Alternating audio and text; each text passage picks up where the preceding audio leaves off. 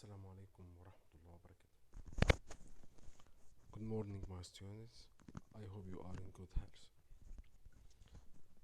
كيفكم يا شباب؟ إن شاء الله تكونوا بصحة جيدة كلكم. إن شاء الله اليوم نكمل دروس السابقة.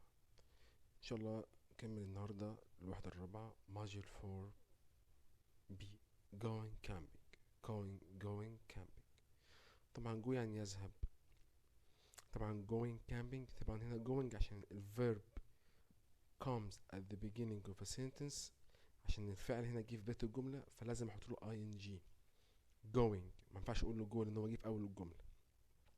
اي فعل عندي اذا اتى في بداية الجملة ضيف له ing. going camping.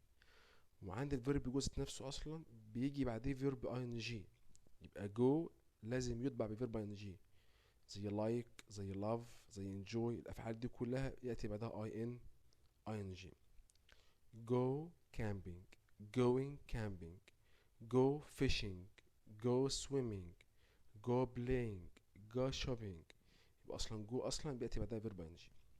vocabulary listen and repeat. استمع وكرر، كرر ورايا.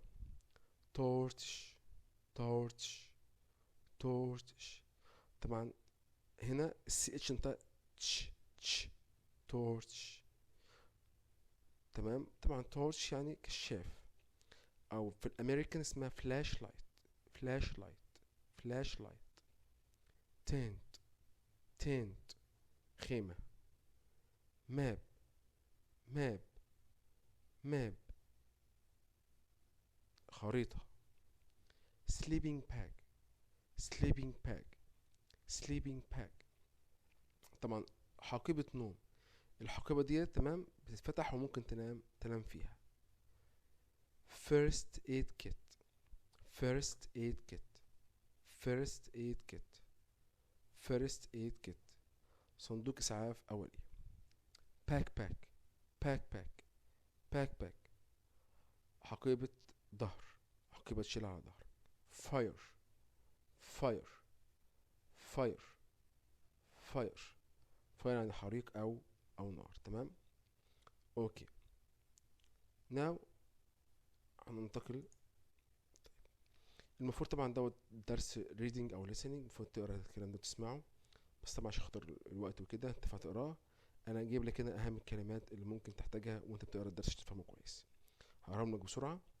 guys make a fire matches forest mast close close close. بالنسبة للكلوز لها نطقين. لو هي adjective صفة معنى قريب ننطق اس close close.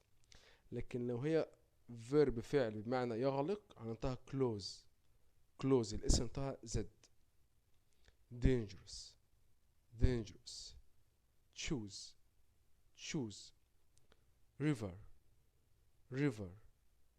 put out put out put up a tent put up a tent. طبعا put out يعني يطفئ يخمد حريق، لكن put up يعني ينصب خيمة. put up a tent. give someone a hand give someone a hand. don't worry don't worry. easy easy. leaflet leaflet. safety rules safety rules. camp leader camp leader. lose lost lose lost. طبعا camp leader يعني قائد المخيم. كلمة lose يعني يخسر أو يفقد. lost خسر أو فقد.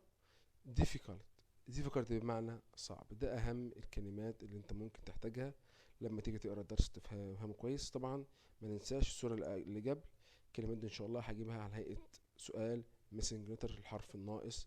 torch فلاش لايت تحفظها كويس جدا جدا. الكلمات دي أهم من الكلمات الماضية. تمام. طيب بعد كده أيوه هنخش على الجرامر بتاع اليوم. درس الجرامر اليوم سهل جدا جدا جدا جدا. بنتكلم فيها حاجة اسمها must and mustn't. must و mustn't. must يعني يجب أن، بستخدمها لما أعبر عن ضرورة، شيء ضروري لازم تعمله. mustn't يعني ممنوع، قالك بستخدمها لما يكون ده حاجة ممنوعة بفعل القانون او بفعل الدين والشرع، او ممكن يكون في خطر على حياتك. يبقى انا بستخدم must خلاص للالزام، للضروره، او لاعطاء نصيحه قويه. I can use must. و mustn't بستخدمها للمنع، للحظر، بفعل القانون، بفعل الدين، بفعل ان هو خطر على حياتك. ممكن استخدم فيها ايش؟ استخدم فيها must و mustn't. وسواء must او mustn't الاتنين are followed by infinitive، الاتنين بيجي بعدهم infinitive، الفعل في المصدر، يعني الفعل بدون اي اضافات، الفعل بدون اي تغيير، الفعل سادة بدون زيادة. والماست جو ما ينفعش اقول must going، لا غلط. must play ما ينفعش اقول must played، غلط. لا must او mustn't ياتي بعد الانفينيتيف المصدر اللي هو الفعل بدون اي اضافات. تمام. ده الفرق بين must و mustn't. طبعا بستخدم must لاعطاء الزام او نصيحة قوية لشيء ايجابي. mustn't بستخدمها منع او حظر شيء سلبي ما ينفعش انت تعمله. عندنا مجموعة من الجمل هنقراها مع بعضنا ونحلها. You forget to take a first aid kit with you on your trip. أنت يجب أن تنسى ولا ألا تنسى أن تأخذ معك صندوق الإسعافات الأولية أثناء رحلتك. طبعا الإجابة الصح تبقى must. mustn't سوري أسف mustn't. you mustn't يجب أن لا تنسى. نمبر 2 طبعا لو ما كانش في forget كان المفروض إيه تاخد you must take، ليش تاخد هنا في forget ينسى، يبقى أنت يجب ألا تنسى. ألا يبقى نفي، يبقى mustn't. you mustn't forget to take a first aid kit with you on your trip. نمبر 2 رقم 2 I do the washing up today. It's my turn. I must أنا يجب أن do the washing up أغسل الأطباق أو الصحون اليوم. It's my turn إنه دوري، يبقى هو عليه الدور، يبقى هو لازم يعمله، يبقى must. Number 3 You wake James up. He is late for school again. You must wake James up. يجب عليك أن توقظ جيمس من النوم. His late هو سوف يتأخر على المدرسة مرة أخرى، يبقى هنا must. Number 4 You take a tent and a sleeping bag with you when you go camping. You must يجب أن تأخذ حقيبة نوم وتنت خيمة معاك عندما تذهب إلى المعسكر. نعم تمام، يبقى you must. 5 You must or mustn't drink water from rivers or lakes when you are in a forest. طبعا you mustn't ممنوع، ما ينفعش. متعرفش ان المياه دي اللي موجودة في النهر او في البحيرة هل هي مياه صحية ام غير صحية، healthy or not healthy. You mustn't drink water from rivers or lakes when you are in a forest. You must يجب عليك take تأخذ bottled water with you قارورة ماء معك. The last one I must leave now لازم أغادر الآن. It's very late الوقت متأخر and it's getting dark وأصبح الوقت مظلم جدا. يبقى ديت بالنسبة للدرس دوت، وأدي الإجابات اللي عايز يكتب إجابات في كتاب المدرسة. يبقى كده إن شاء الله خلصنا درس اليوم واللي بيتكلم فيه عن going camping. أتمنى أن نكون كل فاهم الدرس إن شاء الله. والسلام عليكم ورحمة الله وبركاته.